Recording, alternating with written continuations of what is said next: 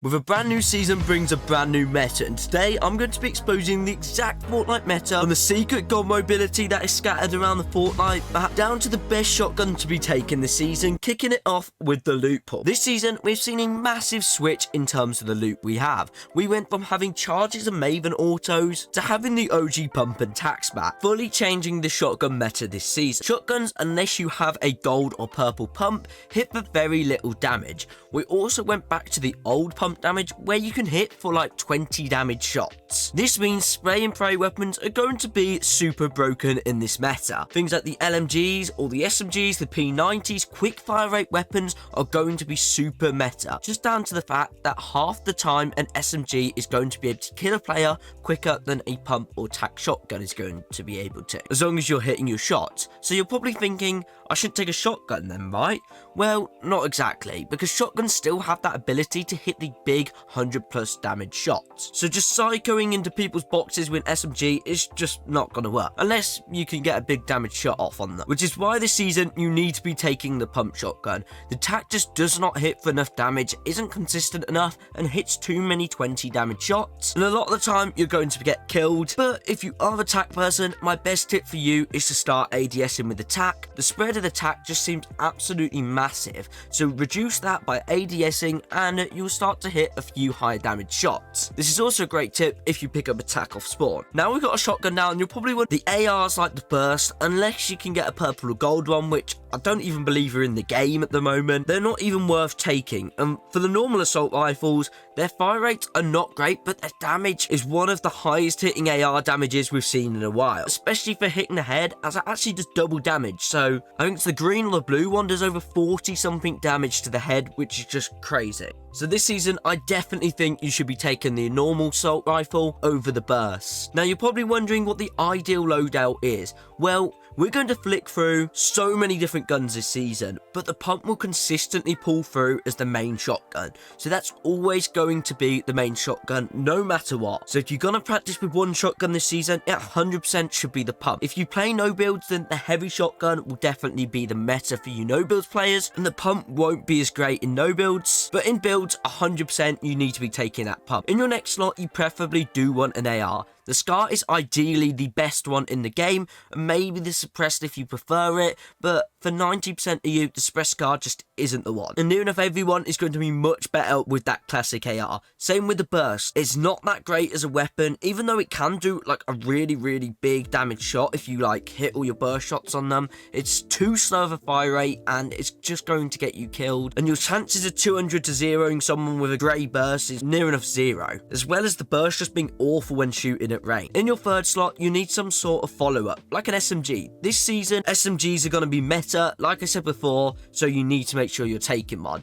Then in your last two slots, you preferably need some sort of meds. If you can't find two sets of meds, an RPG or something explosive could be a great shout, but I wouldn't take it over meds. If you have a SCAR, you can even potentially drop the SMG if it's not that great to use the SCAR as a follow-up weapon. Just keep in mind though, obviously the fire rate isn't as high as an SMG, so it actually may negatively impact some of your players. So just keep in mind your playstyle and how you like to play as a player, because if you're someone who misses a lot of shot and doesn't have great aim close up, I don't think taking the SCAR as your follow-up is going to be the best option, but if you go aimers out there, it could be a better call. Now when it comes to mobility, you could either drop the SMG like I said before and just have the AR as a follow-up, or just remember that launch pads are in the game. So if you can get them, you should be chilling, and there should be no reason really to be worrying about taking things like the grappler if you can get yourself a couple of launch pads. Now I talked about the SMGs, and for the SMGs you should be aiming for the P90 this season. It just absolutely shreds through builds. It has a bunch of ammo in it, especially with the fact that shotguns are hitting 20 damage. If you could get like 100 pump on someone,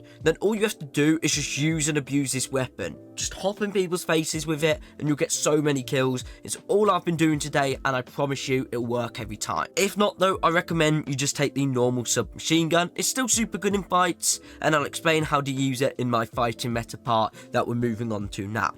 So moving on to the fighting meta this season. If you're not afraid to hop in boxes, you absolutely thrive this season. It's all about aim. So if you're not already doing at least 10 to 15 minutes of aim training a day, you're going to really struggle this season. I'll bring a video out shortly with a full warm-up routine if enough people in the comments would like to see that. But a lot of fighting meta this season will fall down to being able to take little to no damage in fights. Going back to the OG map, obviously has some benefits, but there is also a lot of negatives, and one of them being hardly any chests. I don't know if you've noticed already, but even though Fortnite added an 80% plus spawn rate for chests, for some reason there seems to be a lot less chests on this map than any other map that we've had. But this added on with the low amount of shields in the game, this just means you need to learn to fight without taking much damage. The best way to do this for sure is by going into 1v1s against people and fighting without meds. I know a lot of you love fighting with minis in 1v1s, but if you want to adapt to the meta in the quickest way possible, you need to get used to fighting with no meds. If you go into 1v1s and the teammate decides to take them, the person you're 1v1ing, that's fine, as this actually makes it a harder challenge for you, making it more realistic to an in-game scenario. Because there's a high chance you might not have any meds and your opponent does in-game. So if you're going into a 1v1 map with your duo partner, potentially just take it in turns with who's carrying the meds so you can get used to fighting with and without meds. Now moving on to a drop spot this season. Once you've discovered the map and you've really just let the nostalgia sink in or got used to the map, if you haven't played on it before, then you need to pick a drop spot and get used to landing there.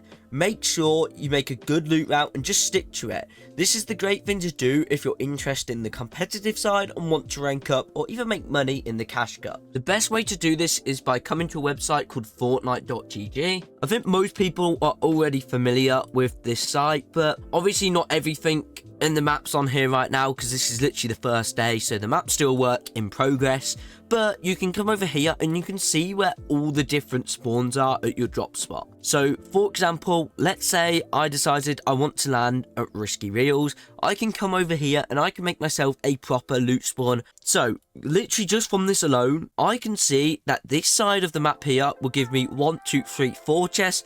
This will give me 2, this will give me 1, this will give me 2. So if I'm landing here on the map, I'm going to get a lot more chests than everyone else at my drop spot, making this here the strongest side of my drop. Now we can do this for pretty much any spot on the map. Let's go to Retail Row. We'll come over here and we can see we're going to get 3 chests if we land here, 2 if we land here, 2 if we land here, 2 here, 2 here. And we'll get, and if we land on this side, we'll get between 2 to 4. We might be able to squeeze 5 or even 6 out if you get this full side uncon. But the chances are you're going to get 2 to 4. And again here, you're going to get yourself around 4 chests. But because the chests here are the closest together, you're going to realize that this is actually the best side to get. Or this house here. These are going to be the 2 best places.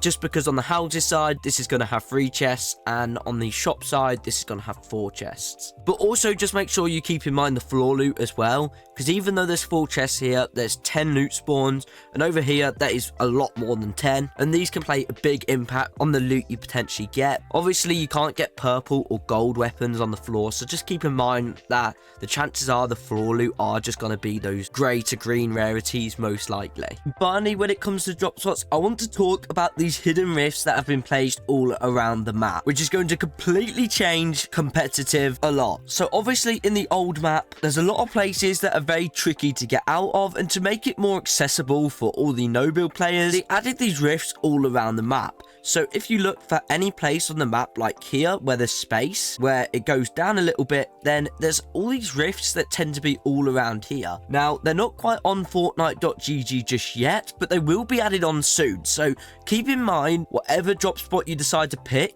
if you pick somewhere like Flush, just try and go around the edge and see if there's some of these rifts around your drop. Or if you're viewing this a little bit later on, then you might be able to come over to Fortnite.gg and then just toggle all the rift spawns on.